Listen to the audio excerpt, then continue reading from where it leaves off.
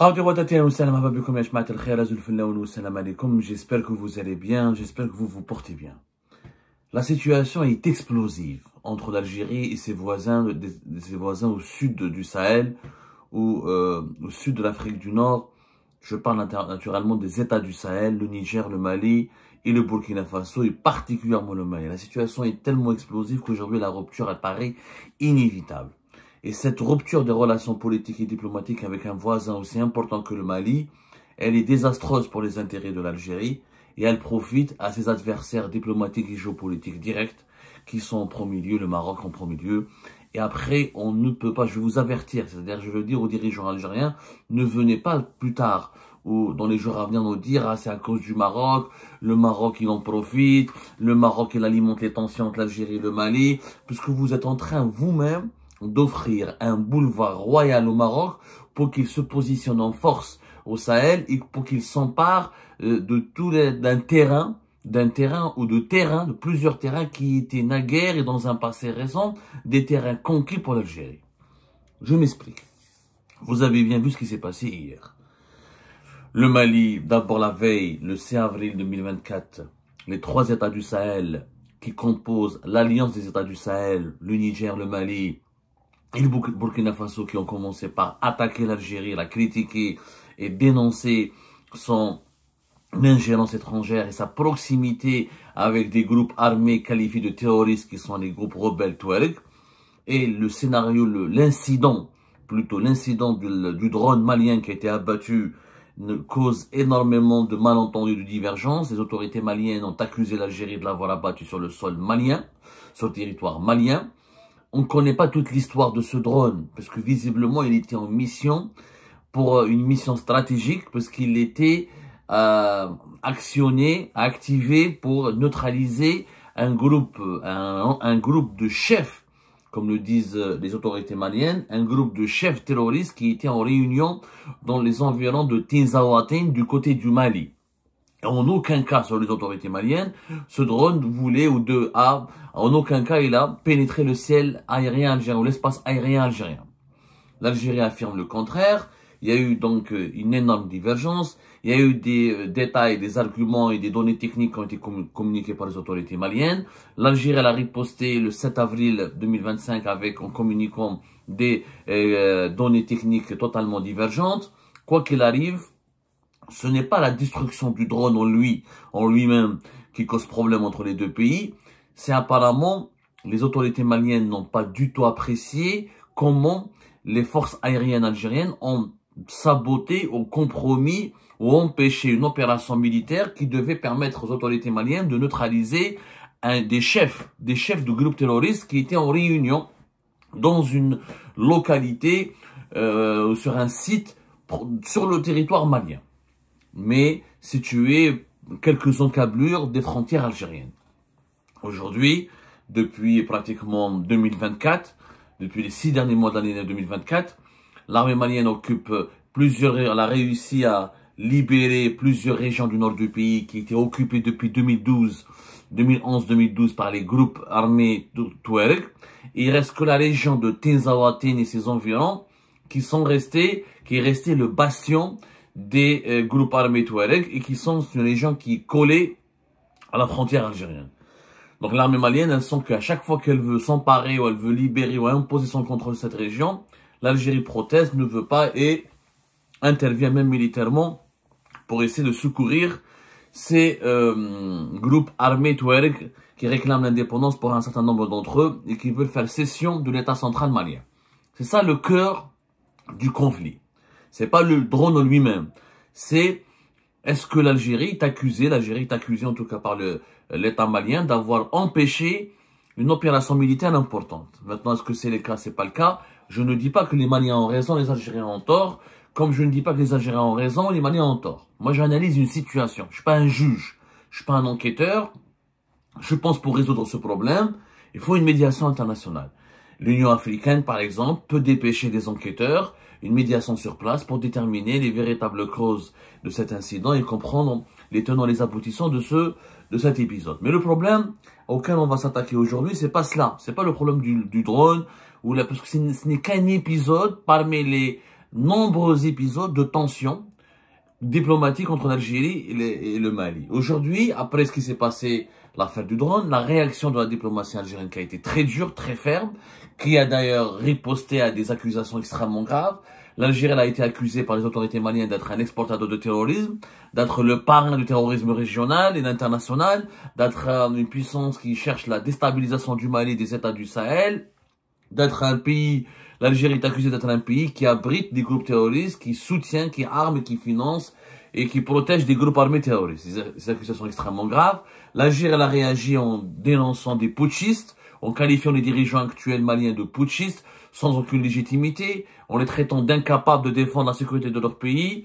C'est pour ça qu'ils recourent à des mercenaires et des paramilitaires russes, d'être une clique de mafieux, qui seraient inconstitutionnels, qui n'ont pas de légitimité ni internationale ni nationale. Et donc l'Algérie a réagi avec beaucoup de fermeté, beaucoup de violence, et elle a rappelé elle aussi ces 3 ambassadeurs qui sont au Niger, au Mali, au Burkina Faso, comme les États du Sahel ont rappelé leur ambassadeur à Alger.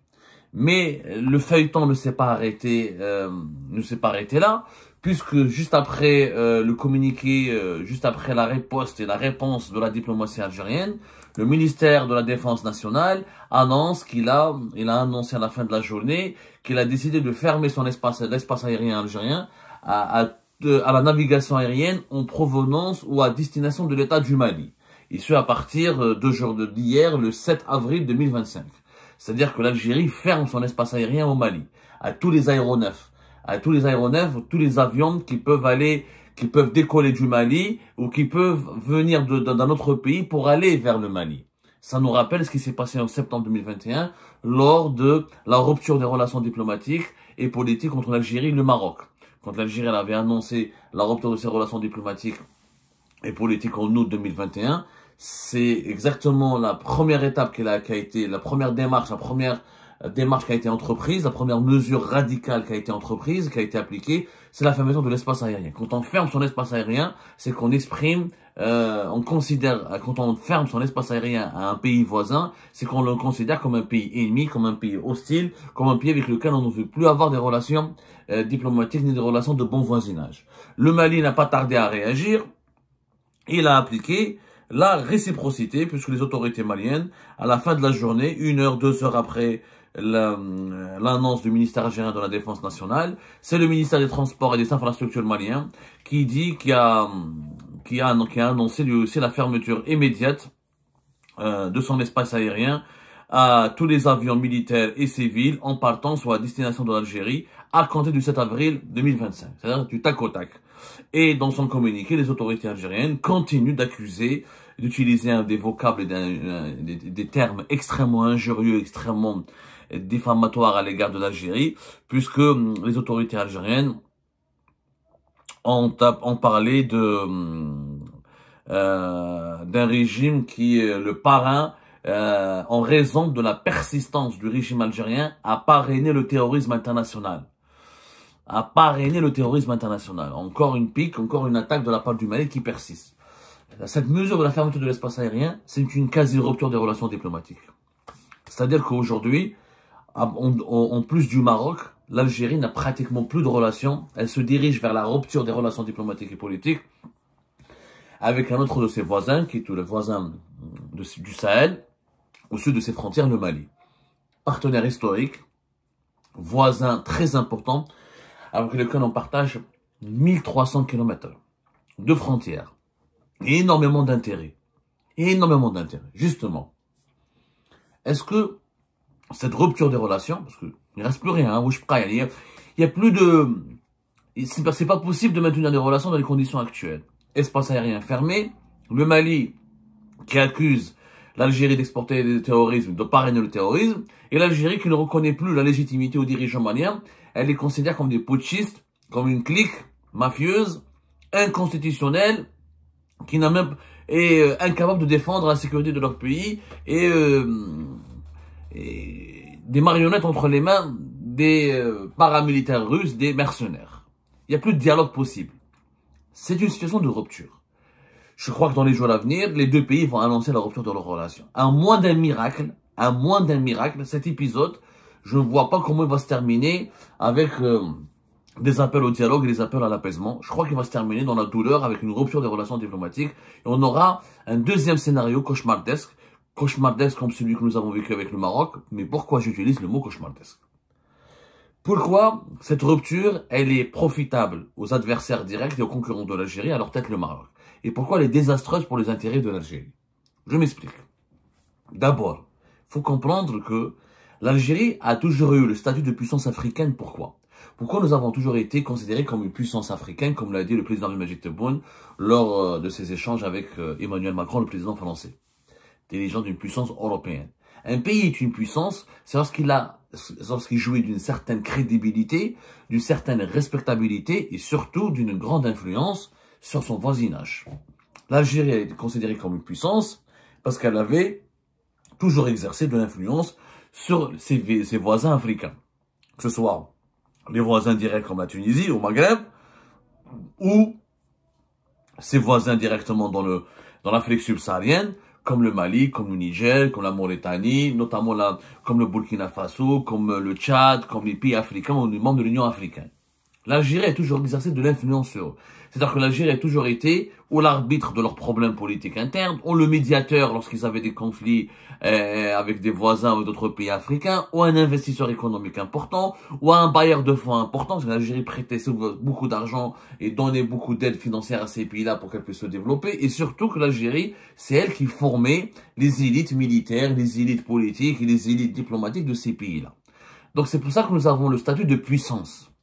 Depuis l'indépendance de l'Algérie, notamment de l'époque de Moumbedine jusqu'à l'époque de Bouteflika, les années 70 jusqu'aux années, à la fin du régime de Bouteflika, l'Algérie avait le statut de puissance parce que tous les voisins africains, notamment le Niger et le Mali, et d'autres pays avec lesquels nous n'avons pas de frontières directes, comme le Tchad, ou le Burkina Faso, ou le Sénégal, ou la Gambie, ou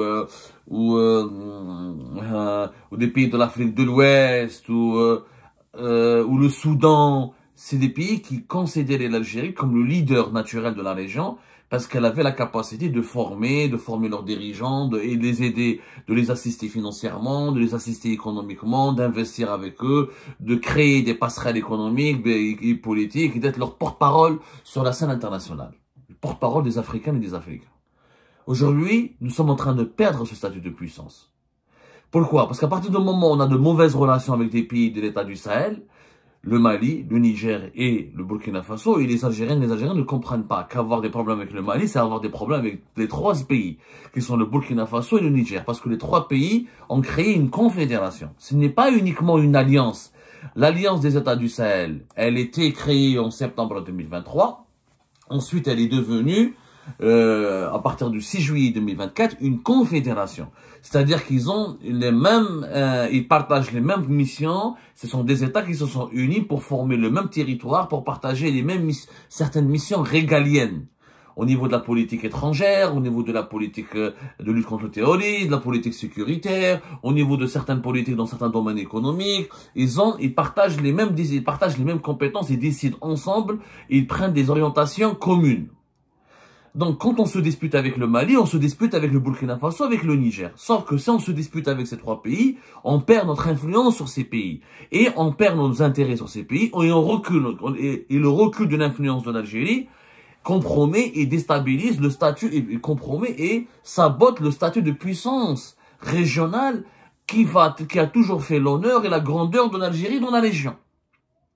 Si demain on va rompre nos relations avec le Mali, ça veut dire qu'on ne pourra plus déterminer, on ne pourra plus défendre nos intérêts, on ne pourra plus parler d'économie ou du business avec le Mali, le Niger et le Burkina Faso. Ça veut dire que le Burkina Faso et le Niger risquent aussi de rompre leur relation avec l'Algérie ou de la réduire à leur strict minimum. Donc il y a beaucoup de projets politiques, économiques, la lutte contre le terrorisme, la coopération militaire, la protection des frontières communes, tous les sujets de coopération bilatérale seront bloqués. Donc on ne pourra plus parler à ces pays-là. Ce sont des pays pauvres, peut-être, parce qu'aux yeux des Algériennes et des Algériens, ils comprennent pas les intérêts dans ces pays-là. Pour eux, malheureusement, dans le commun, y compris chez les dirigeants algériens, y compris, je vous dis la vérité, hein, je parle avec beaucoup de sources bien placées au sein de l'État algérien, beaucoup, même s'ils sont à un niveau d'instruction important, la majorité d'entre eux ne comprennent pas l'intérêt stratégique du Sahel. Pour eux, le Niger et le Mali, c'est des pays pauvres, menacés par la famine et la sécheresse, ils n'ont aucune importance. Il y a une minorité de dirigeants algériens, qui sont notamment dans les services de renseignement, au sein de l'armée, au sein de l'appareil diplomatique de l'État. Au contraire, ils ont conscience des intérêts. Le Mali et le Niger, d'abord, ce sont des marchés importants. Pour l'Algérie, elle veut exporter, elle veut diversifier ses produits, elle veut diversifier son économie. Quels sont les marchés les plus importants? C'est l'Afrique subsaharienne. Les pays, les États du Sahel, c'est la porte de l'Afrique. Pour aller vers l'Afrique de l'Ouest, pour aller vers l'Afrique centrale. Donc, ce sont leur environnement, leur situation géographique, elle est stratégique pour l'Algérie. Au-delà d'être des marchés, ils sont des passages obligés vers d'autres régions importantes, notamment l'Afrique de l'Ouest, l'Afrique centrale. Il y a aussi le projet, c'est un passage obligé pour les champs de gaz et de pétrole du Nigeria. On parlera tout à l'heure du projet du gazoduc, le transsaharien, qui doit passer par le Niger pour aller vers le Nigeria. L'Algérie a besoin cruellement de ce projet pour continuer à demeurer une puissance énergétique. Parce que les réserves du gaz et du pétrole au Nigeria sont beaucoup plus importantes que nos réserves de gaz et de pétrole. Et qu'en exploitant ensemble avec le Nigeria ce gazoduc transsaharien, on peut rester un fournisseur important de pétrole et de gaz. Mais demain, on se dispute avec le Mali, on arrive à rompre nos relations. Si on va rompre nos relations avec le Mali, on va se mettre à dos, c'est le Niger. Et c'est le Niger parce qu'il est allié et il est membre de la même alliance des États du Sahel que le Mali, il va emboîter le pas au Mali, il va geler ses relations avec l'Algérie. Du coup, le gazoduc transsaharien, on pourra lui dire bye bye. Et ça, c'est des intérêts économiques et financiers qui sont immenses pour l'Algérie. En plus, ces pays-là, il y a un enjeu d'avenir, c'est que ces pays-là abritent des minerais importants que l'Algérie, c'est elle a gardé son statut de puissance influente, de puissance amie, elle aurait pu les exploiter dans ces pays-là, elle aurait pu investir dans ces pays-là. Il faut savoir, par exemple, que le Mali, c'est le 3e pays producteur d'or sur le continent africain. Après, l'Afrique du Sud et le Ghana. Et plusieurs recherches, plusieurs études affirment que le Mali n'exploite pas tout son potentiel dans la production de l'or. L'or, ce n'est pas n'importe quoi. Mais plus que de l'or, il y a des minerais importants. Il y a le fer, il y a le bauxite, il y a surtout les terres rares. Il y a des terres rares au Mali et au Niger. Au Niger, il y a l'uranium, qui est stratégique pour l'énergie nucléaire. Au Mali comme au Niger, il y a des missions scientifiques depuis 2012, depuis 2013. On parle d'un potentiel énorme en terres rares. Les terres rares, c'est l'avenir c'est l'énergie de demain. C'est tout ce qui est ces minerais et ces métaux précieux qu'on utilise dans la fabrication des batteries électriques, dans les smartphones, dans les ordinateurs, dans les équipements d'intelligence artificielle. Et le Mali et le Niger abritent des réserves. On soupçonne que ces territoires abritent des réserves importantes. Donc, il y a aussi un intérêt économique important. C'est-à-dire que l'Algérie, en ayant des relations hostiles et compliquées, et si on est dans l'adversité avec ces pays-là, on va perdre économiquement beaucoup de choses, puisqu'on ne pourra pas investir, on ne pourra pas, alors qu'on est, pour ces pays-là, on est la porte de l'Europe. Demain ou après-demain, si le Mali va exporter son or vers l'Europe, si le Niger veut exporter son uranium vers l'Europe, si on veut extraire ou exploiter les minerais et terres rares pour les mettre à la disposition des puissances économiques européennes, l'Algérie est un passage obligé. Et si on a des mauvaises relations, ils seront obligés de passer par d'autres pays. Et qui sont les pays qui en profitent de ces relations compliquées et de cette rupture probable et quasi sûre? Et quasi certaines malheureusement maintenant, entre l'Algérie et le Mali et ses autres alliés, le Niger et le Burkina Faso. C'est le Maroc. Le Maroc, il en profite énormément. Ensuite, le régime algérien il fait des bêtises, il calcule pas son coût, il rentre en conflit avec des pays stratégiques, ce qui sont nos voisins importants, avec lesquels on partage encore une fois plus de 2200 à 2300 km, si on cumule la longueur des frontières de l'Algérie, le Mali, l'Algérie et le Niger. Et ces pays-là, quand ils se bagarrent avec l'Algérie, quand ils se sentent lésés ou menacés par l'Algérie, ou incompris par l'Algérie, ou déstabilisés par l'Algérie, ou là qu'ils ont des problèmes avec l'Algérie, ils se dirigent vers qui? Ils se dirigent vers le Maroc, qui est l'adversaire numéro 1 de l'Algérie. C'est normal. L'ennemi de mon ennemi est mon ami. Quand tu as un problème avec un voisin, et avec lequel tu t'entends plus, tu descends d'un étage et tu vas aller voir un autre voisin, tu essaies de faire des alliances avec lui pour contrecarrer l'influence, mauvaise influence ou l'hostilité de ton voisin direct. ce qui est en train de se passer. Pendant ce temps-là, le Maroc se rapproche énormément. Comme des exemples. Le 6 avril 2025, le ministre le général Daoud Ali Mohamed Eddine, celui qui était ministre de la sécurité, celui qui est ministre de la sécurité et de la protection civile au Mali, celui qui a lu le communiqué du gouvernement malien dans lequel il accuse l'Algérie d'exporter le terrorisme, de parrainer le terrorisme et d'avoir abattu ce drone le 1er avril pour empêcher une opération militaire importante contre des chefs terroristes dans la région de Tinzaouatine. Ce monsieur, le 20 mars 2025, en plein mois du Ramadan, il avait reçu l'ambassadeur du Maroc au Mali. Et au cours de cette audience, ils ont parlé de contrats et de partenariats pour la formation, pour la sécurité, pour la formation religieuse, pour la santé, pour l'agriculture, pour la sécurité, pour le commerce. Et le ministre malien, le général malien, le haut gradé malien, qui a insulté, qui a diffamé, qui a accusé gravement l'Algérie, le 20 mars dernier, traitait le Maroc d'amis, de frères, et parlait d'excellentes relations entre le Maroc et le Mali. Il faut savoir que juste le Mali en ce moment, c'est lui qui forme les militaires maliens. Ça, les autorités algériennes ne le disent pas.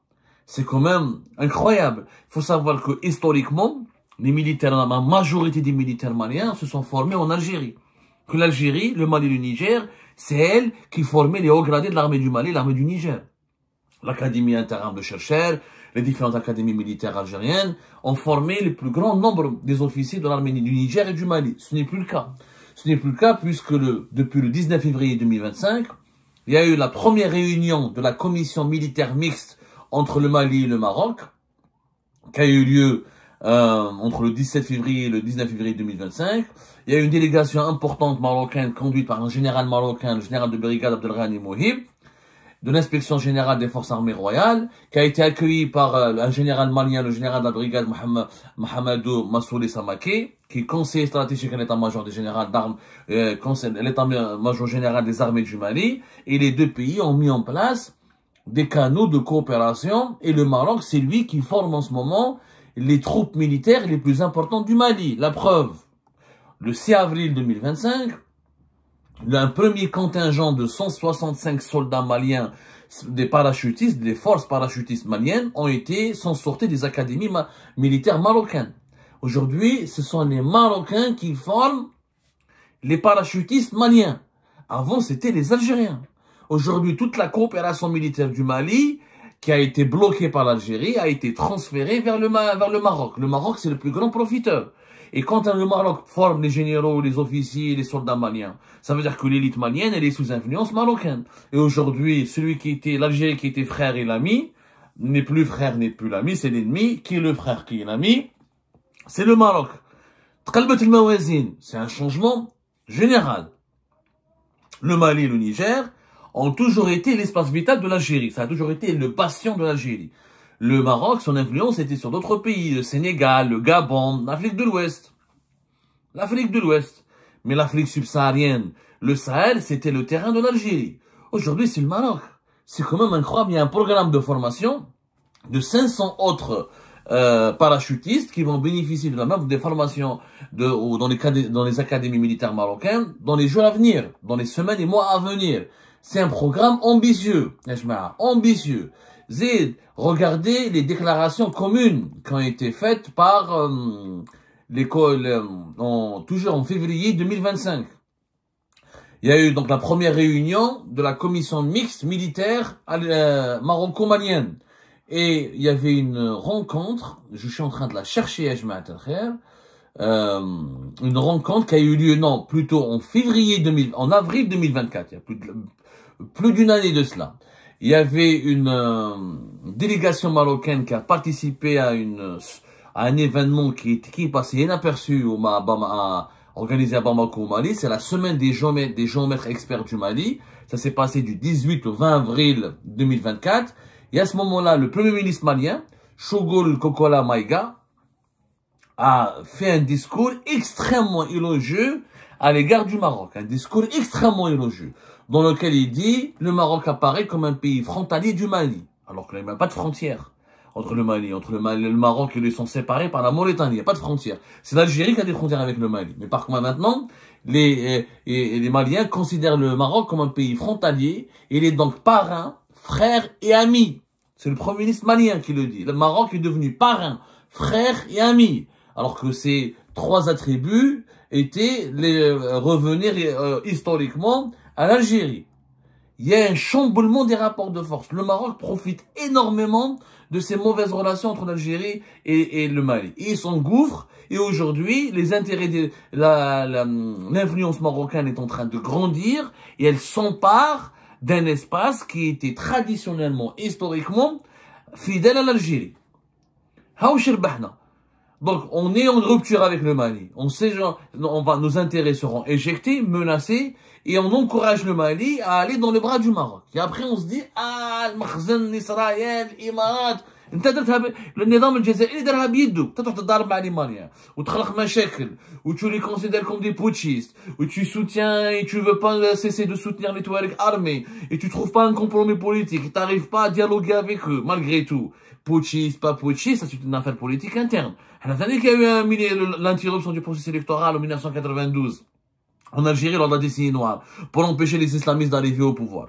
On attendait que les Maliens pourraient dire, mais vous aussi vous êtes dans un système, le système algérien est issu de quoi? On peut dire qu'il est issu du coup de l'interruption du processus électoral de 92, de 91 plutôt. Est-ce que c'est une raison pour est-ce que c'est une raison pour permettre aux Maliens de traiter le régime algérien de putschiste? Et donc c'était franchement inutile d'aller se bagarrer, d'aller se quereller avec un pays allié et frère et voisin stratégique. Et après, quand le Maroc va investir dans ce pays-là, va s'implanter dans ce pays-là, au détriment de nos intérêts, de notre influence, on va se dire, il y a complot, il n'y a ni complot, ni rien du tout. La nature, elle a horreur du vide. La géopolitique, elle a encore plus horreur du vide. L'Algérie est en train de créer un vide au Mali et au Sahel, qui profite directement au Maroc. Faut pas. Maintenant, les relations économiques vont se développer, les relations militaires vont se développer, et on va se retrouver avec une alliance de 3 pays de nos principaux voisins du Sud, avec un Maroc voisin avec lequel nous avons une grave crise politique et diplomatique depuis les années 70, et nous sommes aussi au bord d'une guerre. Donc on est en train d'être encerclés par des pays qui nous sont de plus en plus hostiles, qui nous sont de plus en plus adversaires. Qu'est-ce qu'on va faire? On va faire la guerre au Maroc, on va faire la guerre au Mali, on va faire la guerre au Niger, on va faire la guerre au Libye, on va se bagarrer avec tout le monde. Donc, cette rupture, elle aura des conséquences désastreuses. La gestion par la brutalité, par la menace, par le chantage. Même si l'Algérie, face au Mali, elle a le droit de se défendre.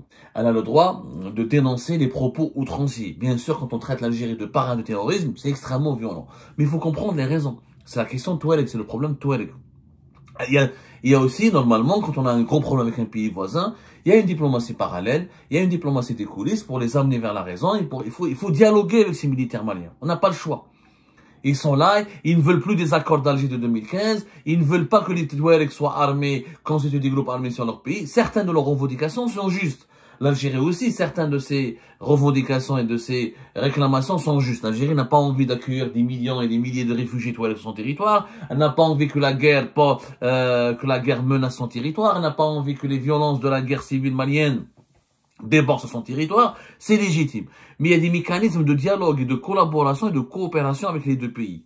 Ces mécanismes ont totalement disparu. Je rappelle que l'Algérie, traditionnellement, était le parrain militaire du Mali. Il faut savoir que nous avions un accord militaire avec le Mali qui date depuis 2003. Depuis 2003, c'est l'accord de coopération militaire et technique qui a été signé entre l'Algérie et le Mali en 26 décembre 2001 et ratifié le 19 juin 2003. Et en 2005, on a créé le comité mixte algéro-malien, chargé du suivi de la coopération militaire et technique.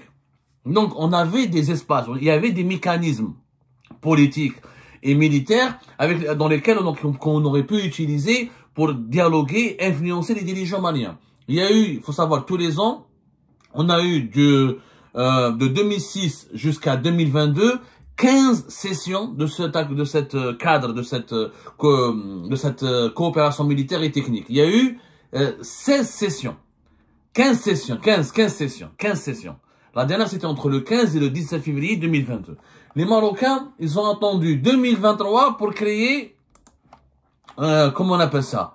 pour créer le premier espace de dialogue et de coopération. La première commission militaire mixte a été créée en février 2025 entre le Mali et le Maroc. Et regardez comment, depuis 2025, comment le Maroc a fait des avancées au Mali. Alors que nous, les commissions mixtes militaires algéro-maliennes, elle existe depuis 2003-2004. Et qu'elle est en application depuis 2006. Ça fait plus de pratiquement 20 ans que nous avons l'habitude de collaborer, de travailler et d'exercer une certaine influence sur les militaires maliens.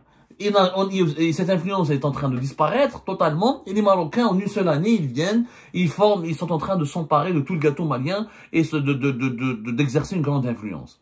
Il y a des questions qu'on devrait se poser. Oui, il y a des problèmes sérieux avec le Mali qu'on aurait pu régler. Il y avait les mécanismes nécessaires, il y a des cadres de coopération, il y a des accords entre les deux pays qui datent depuis le début des années 2000, qu'on aurait pu mettre en place, qu'on aurait pu activer pour trouver des solutions. On l'a pas fait, on a privilégié la dureté, la bagarre, et voilà, ça suscite quoi? Ça suscite l'hostilité, l'animosité, et nous sommes aujourd'hui dans une situation de quasi-rupture.